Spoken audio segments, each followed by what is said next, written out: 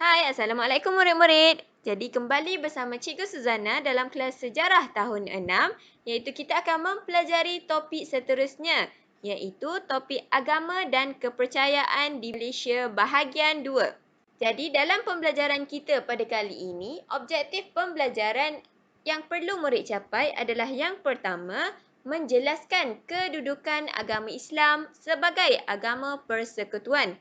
Yang kedua, menjelaskan kedudukan agama lain dalam perlembagaan. Dan yang ketiga, menyenaraikan rumah-rumah ibadat di Malaysia. Murid-murid, cuba kamu perhatikan gambar yang ditunjukkan dalam slide cikgu. Cikgu pasti kamu semua tahu kan gambar apakah ini? Ini adalah gambar rumah ibadat apa? Rumah ibadat bagi orang Islam, iaitu masjid. Jadi, bagaimanakah kedudukan agama Islam di Malaysia? Agama Islam di Malaysia merupakan agama persekutuan.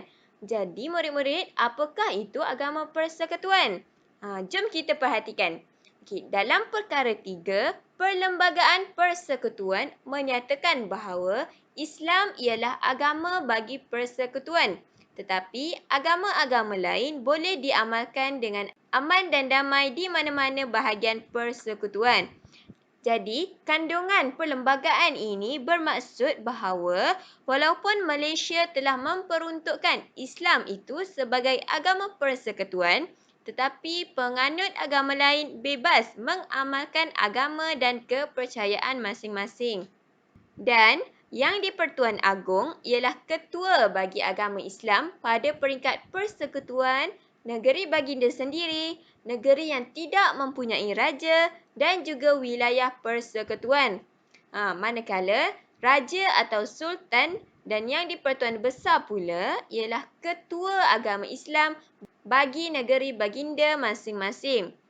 Masih kenal siapa yang di-Pertuan Agong kita? Dan masih kenal Sultan Kelantan kita? Jadi, walau bagaimanapun, selain agama Islam, agama lain juga boleh diamalkan di negara kita dengan aman damai. Jadi, apakah bukti agama lain diamalkan di negara ini? Buktinya adalah pembinaan rumah ibadat dan pelaksanaan aktiviti keagamaan boleh dilakukan di Malaysia. Hal ini adalah sebagai menghormati amalan beragama ini, di mana sesetengah sambutan perayaan keagamaan diberi cuti umum, tidak kira agama Islam ataupun agama lain. Contohnya, cuti Tahun Baru Cina, cuti Deepavali, cuti Christmas, cuti Hari Raya Aidilfitri dan sebagainya. Jadi, murid-murid semua, apakah itu rumah ibadat? Rumah ibadat merupakan tempat yang suci dan mulia bagi kebanyakan agama dan kepercayaan. Jadi, kita perlu mengetahui adab dan pantang larang serta peranan rumah ibadat kaum lain supaya dapat mewujudkan persefahaman antara kita dan membolehkan kita sentiasa menghormati agama orang lain.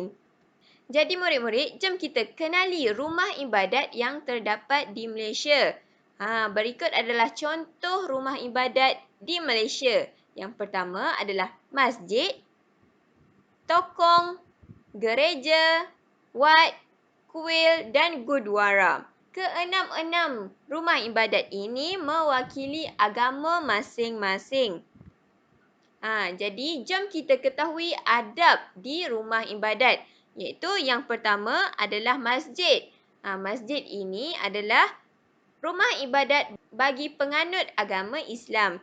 Jadi, apakah adab di masjid? Antaranya adalah yang pertama, memakai pakaian yang bersih, sopan dan menutup aurat.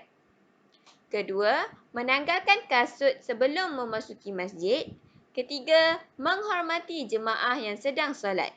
Dan terdapat pelbagai lagi adab dalam masjid. Okey, yang kedua, cuba kamu lihat gambar yang di bawah.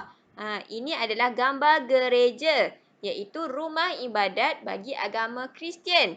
Jadi adab di gereja yang pertama adalah mendengar ucapan paderi dengan senyap dan hormat.